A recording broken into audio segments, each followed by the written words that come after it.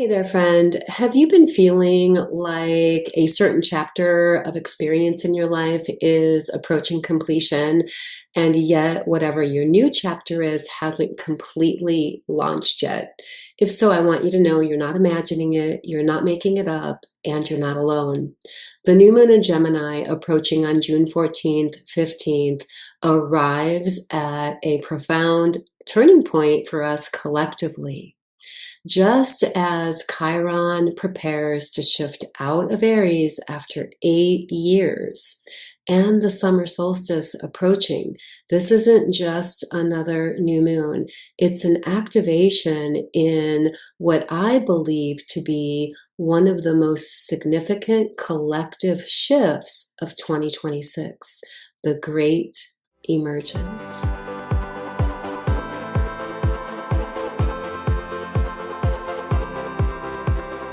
We're going to talk about all of this and more today, so pull up a chair, have a seat with me as we explore and discover everything that you need to know in order to harness the power of this significant shift to support your personal glow up.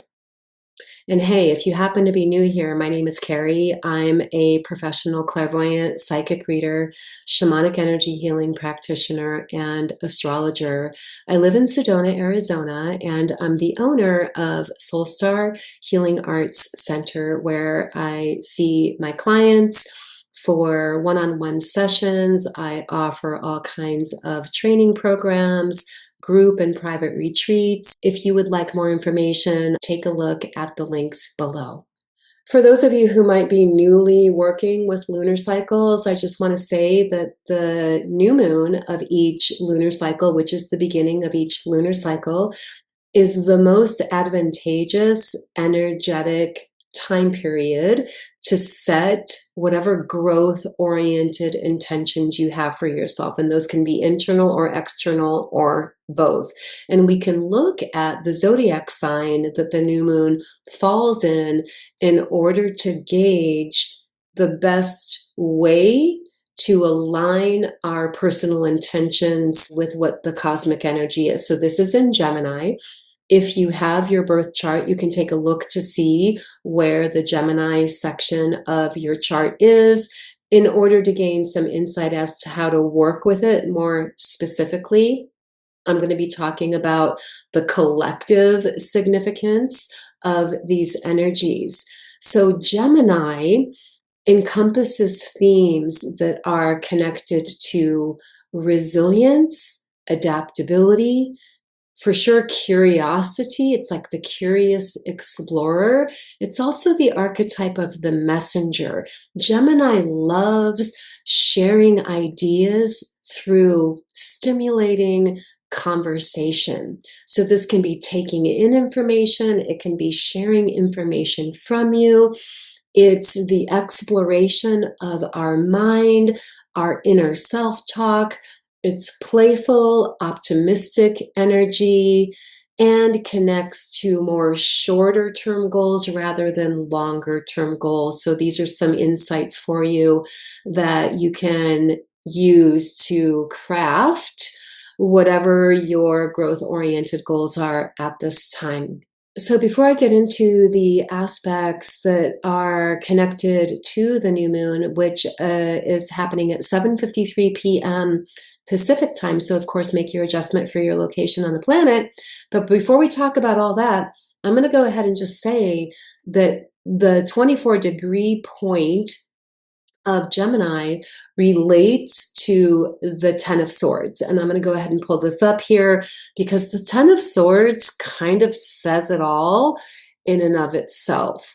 When you look at the card, you can see that there's a person laying on the ground that has 10 swords pierced into their back. And they're laying on the ground. There's water there. There's mountains in the background.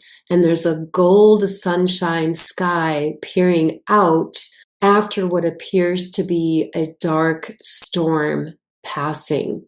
So in and of itself, this is very descriptive of everything that I've just said about a cycle of experience completing in your life, and new light, new energy, new experiences, new chapters on the horizon.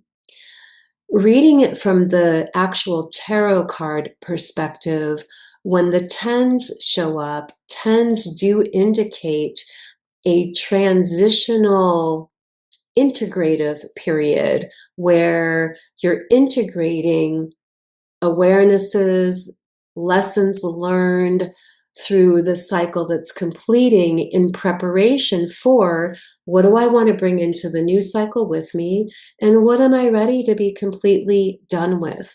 Now, the Suit of Swords has to do with our mental body, our mental awareness.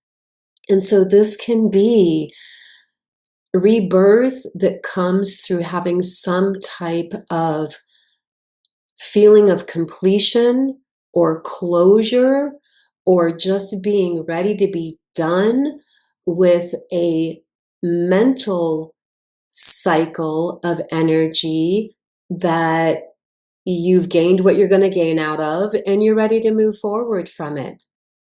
So looking more deeply at the card again, the person is laying on ground and there's water behind and the sun is there. Even that in and of itself is connected to the new moon energy, because you literally have the rays of the sun, the light of the sun showing in the card. The water represents lunar energies. It represents our emotional self, our deep unconscious mind. And one of the things that this new moon invites is connecting with our emotions. And that's because this new moon is ruled by Mercury, which is the ruler of Gemini. And Mercury right now is in Cancer. So although there's not an exact aspect happening between the moon and Mercury, we do look at it astrologically because it's ruling this new moon. Mercury in Cancer brings our attention, our awareness to self-nurturing, self-care, becoming aware of what our deep inner true intuition is compelling us in the direction of. And by the way, this reminds me, I'm going to share a powerful shamanic practice that you can do to support awareness and transformation. So if you're into that type of thing, I'm going to share it at the end of the video. Okay, so let me just take a look at the chart here. There's actually no exact aspects happening with the new moon. If you're new to astrology, that means that there's no significant planets or points that are making exact alignments to the sun or the moon geometrically at the time of the new moon. That in and of itself strips away external static or noise, so to speak, which is very conducive to us turning our attention inward and becoming aware of our thoughts, our inner self-talk, our inner chatter, our mental terrain in general.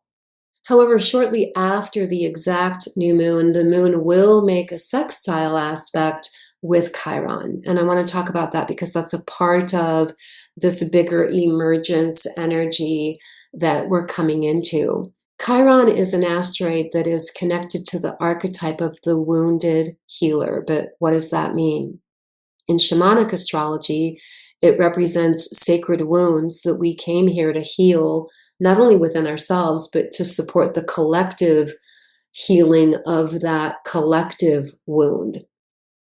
And the idea is that as we are efforting in the direction of our healing, we ultimately are alchemizing that wound and turning it into like a sacred medicine that we have to share within our spheres of influence, within our reach of people, however that may show up.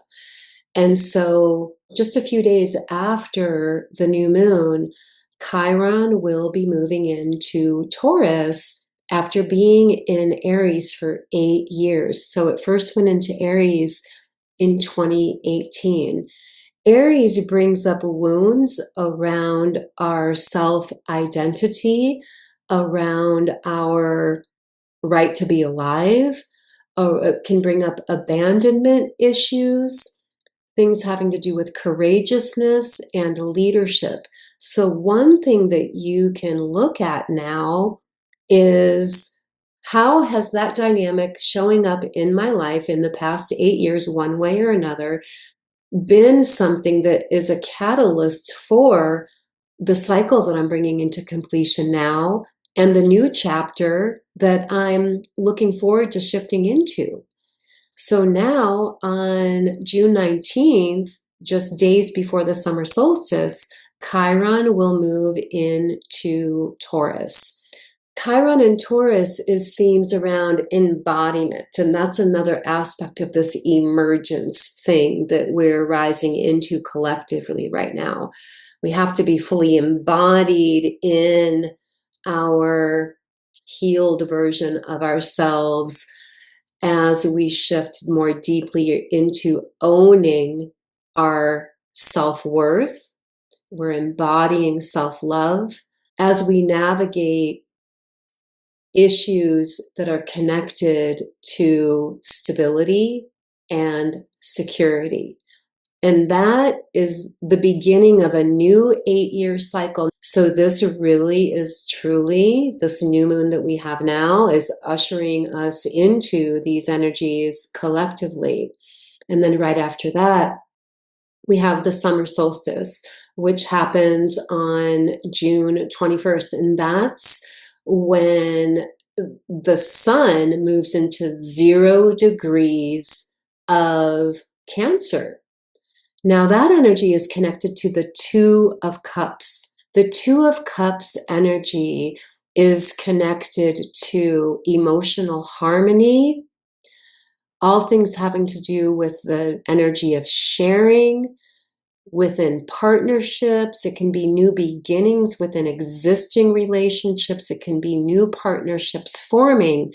But as we're looking at it in regard to our own cycles of development, I'm interpreting this as us coming into, in shamanic astrology, what's called the inner sacred marriage, harmonized unity within yourself between your own inner, you can think sun and moon, masculine, feminine, electric, magnetic.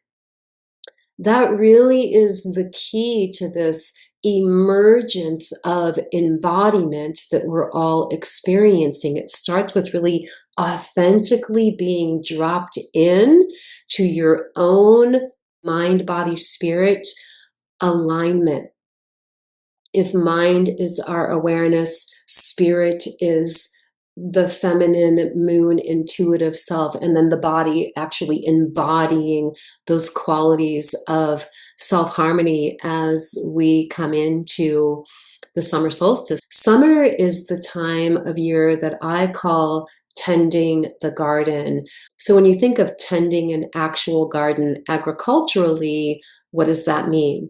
That means you're nurturing and enriching, creating a fertile soil for the fruits and nutrients that you want to grow. And you're pulling out the weeds and things that could interfere with that growth.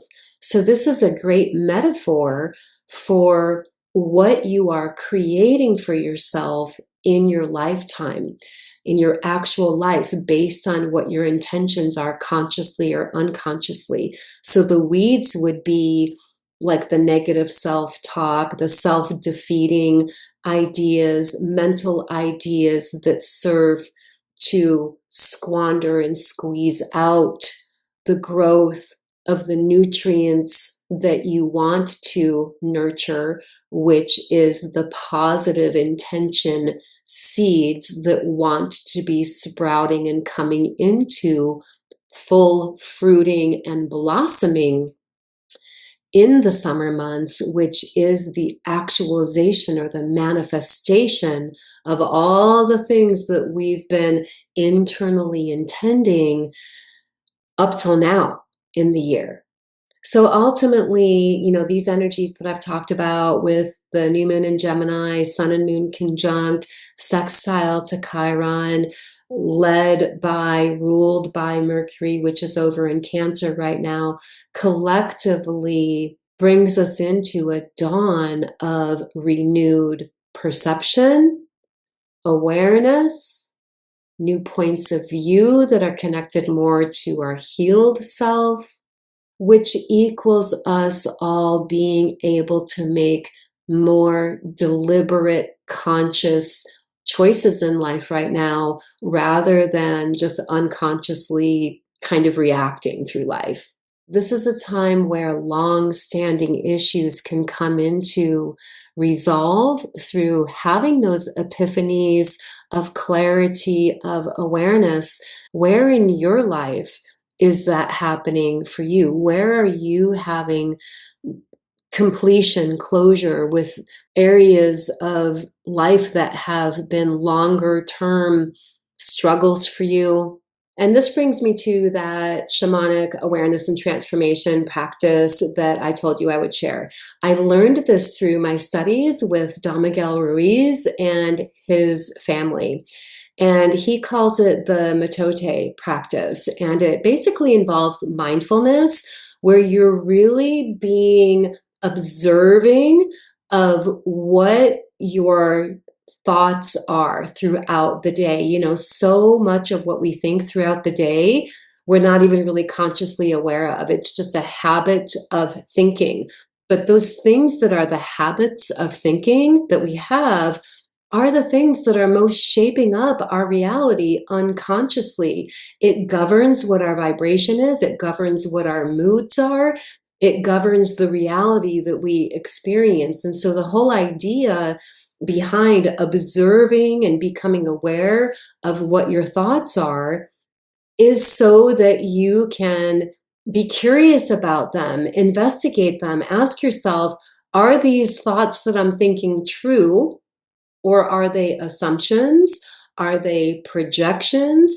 Are they things that I was conditioned to believe that are not really my true belief or thought?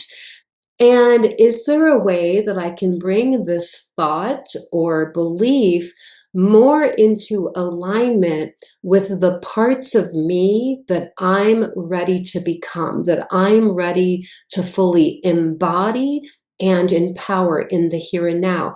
So you could do this just for a day. I would actually recommend doing it from the day of the new moon all the way through to the summer solstice, if you can, daily, maybe a few times a day. Okay, what am I thinking? How is it affecting my mood? Why am I thinking this? Is it true even? Is it a habit? And what would I prefer to be thinking? How can I reframe what my mind is habitually thinking in a way that is more supportive of me shifting into my highest and best experience of myself, my highest and best version of my life? So I would love to hear from those of you who feel guided to do this exercise, and tell me how it is for you. This is something that I myself have practiced for many years and have found it to be a tremendously transformative and empowering tool. So I can't wait to hear how it is for you. I'm going to let you all go here for now. All my love, blessings, namaste, and I will see you all in the next video.